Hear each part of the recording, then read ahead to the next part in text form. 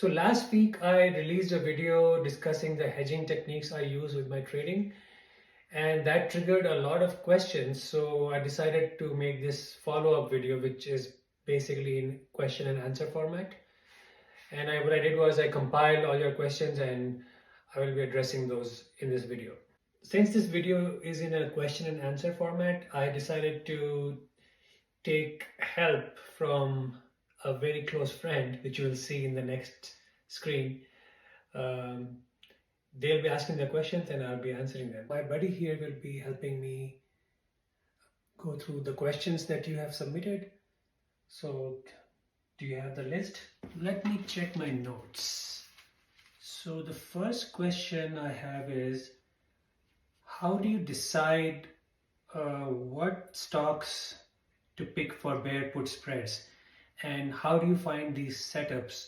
Do you use the same methods you have described in your book for call spreads and reverse them for bear put spreads, or is there something else that you use? So what you will notice, especially in a market like 2022, markets don't go up or down in a straight line.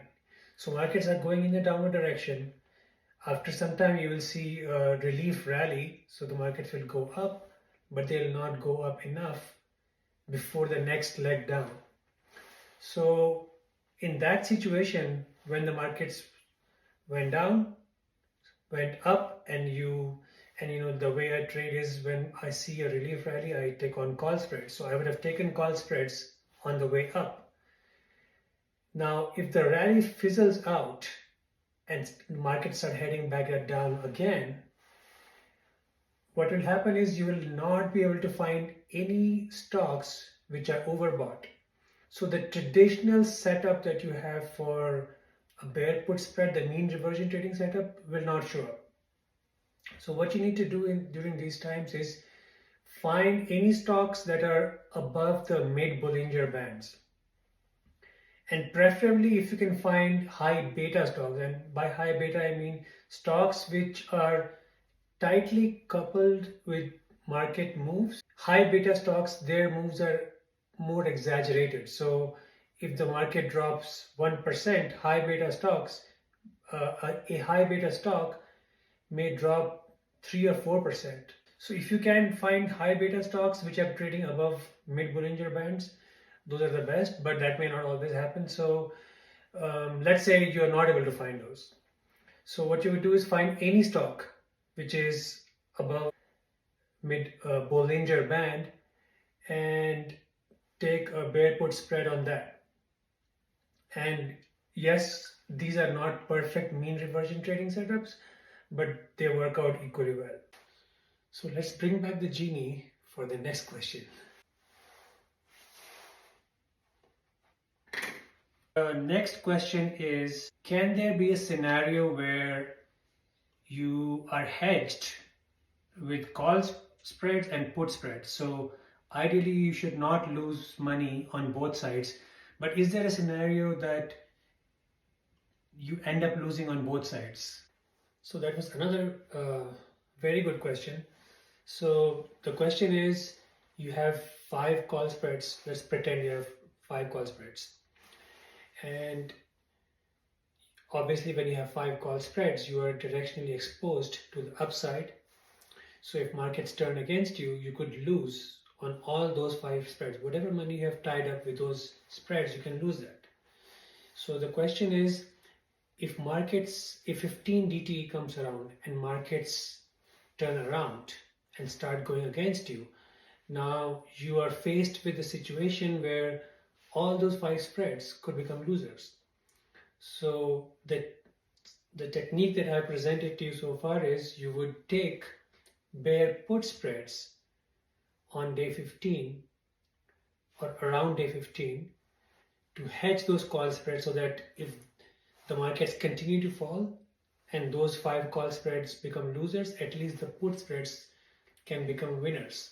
So the question is, and it's a very real question, that is it possible to find yourself in a spot where the markets don't fall enough for your put spreads to become profitable, but they don't go up enough for your call spreads to become profitable? In other words, is there like a no man's land zone in between those call spreads and the put spreads? And the answer is there is. There is definitely a no man's land zone which can get you in trouble, and I'll talk about how you can avoid that. Let's go back to the scenario where when you would take put spreads, right? So you have 5 call spreads, and uh, by the time 15 DTE comes around, now remember, we only take hedges when your bullish trade, the 5 call spreads, are not deep in the money. So if they are deep in the money, so let's say you have XYZ random stock, XYZ 100 call, 105 call spread, that's your position, and XYZ is trading at 130, that's deep in the money. So all it needs to do is expire above 105 and you will make money, you will double your money. But in this case, it's trading at 130. It's deep in the money, and the chances of that 130 going back to 105 is pretty low. So when that 15 DT comes around and your spread is deep in the money and markets start tanking, you don't do anything about that, because when markets start turning against you, there is no guarantee that they will continue to fall the next day. It could just be like a knee-jerk reaction to some news. So it can always happen that the markets dip for 2 days and then they recover.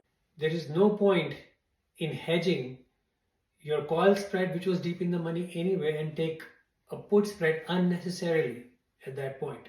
So to avoid that no man's land scenario, first you would need to do is this. So you have these 5 spreads, right? So let's say 2 of them are deep in the money and 3 of them are flip-flopping, meaning they're barely in the money, or like one day you're seeing it goes out of the money, next day again goes in the money. So they're like unsure. So these are the trades you need to worry about. So forget about these 2. Only these 3 spreads are the ones you will need to hedge. So when 15 DT comes around and these 3 spreads are not showing any clear signs that they will become winners and markets open deep red, that is the day you would take bear put spreads against each one of these.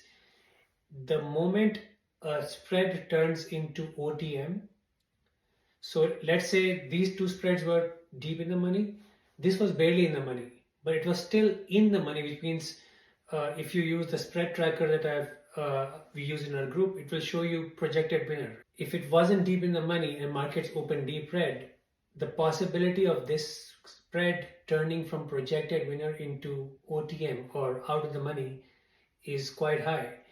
And when that moment happens, that a projected winner is turning into OTM, you immediately take a put spread against that. So that's how you start hedging your trades. You don't take 5 put spreads for all 5 call spreads that you have. The process needs to be slow and deliberate. Take each spread at a time. Every spread that turning into OTM, you hedge against that. By doing that, you will find that you will almost never find yourself in that no man's land position. And usually you find yourself in that position is when what happens is you have these bullish trades, right? And markets start turning against you. But the kind of trades you have, it will give you some kind of a bias towards the market. So your bias is obviously bullish. So when markets turn against you, maybe it's day 1 of markets opening red, you might just think, you know what, it's fine. It's just a dip, it'll get bought, I'll be fine. And you wait. Next day, markets open red again. Next day, red again. Next thing you know, in 5 days, the markets have tanked so much that if at that point you try to take bears put spreads as hedge, it might be too late. So what could happen is markets were going up, you were taking call spreads, and they start tanking. You don't take any put spreads here, more. No put spreads, no hedges yet, more. Now markets have fallen enough that they could be at a point where they might turn around.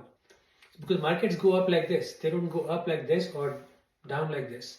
So they started falling, and maybe they're at a point where it's a support zone where they may bounce around. If you take bear put spreads in this area and markets turn around, you might find yourself in a spot where all those base put spreads, which were supposed to be hedges, are now out of the money, but markets haven't gone up enough for your call spread, which was somewhere over here, to be in the money.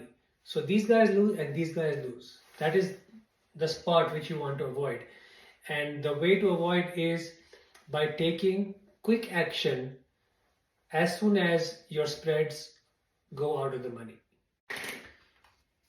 Then using ETFs like QQQ, SPY, and DIA for hedging. So the question is, can you use the ETFs which represent market indices to hedge, or do you have to look for stocks to hedge? So the question is about how do you decide which equities to use for hedging purposes. So the person who has asked this question, they are asking that there are ETFs like SPY, which represents S&P 500. There is QQQ, which represents NASDAQ, and IWM, which represents Russell 2000. All this stuff, right? DIA for Dow Jones. So the person who's asking the question, they are, and the question is a very good question because I see where they're coming from. When markets suddenly turn against you and you have to make a decision pretty quick about hedging your trades, you don't have time to go through a huge watch list and find out which stocks you can take a hedge trade on. That's why I think this person is asking this question, because if you know a fixed list of stocks, which is what he has given us, SPY, QQQ, IWM, DIA, or any kind of sector ETFs, XLK, XLY, XLF, all that stuff. So he's asking, can I just use them to put on hedge trades instead of looking for brand new stocks and finding out if they are good for hedge trade setups? And my answer to that would be, yes, you can do that. But the simple rule I follow for taking on hedge trades is pick any stock which is trading above the mid Bollinger Bands.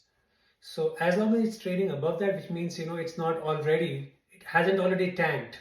So there is no point taking a put spread on a stock which has already tanked. So at least try to find something which is trading above the mid Bollinger Band, and it could be any of the sector ETFs or QQQ, IWM, all that fun stuff. Pick anything, it doesn't matter. All that matters is that the stock that you pick should not already be in oversold area, which would typically be if the stock is trading below the mid Bollinger Band. So that concludes this Q&A session. I hope you enjoy it with a little bit of entertainment thrown in, and it answered some real questions that you sent me. And thank you, Jeannie, for joining me and helping me out. Well, it's great to be here. Thank you.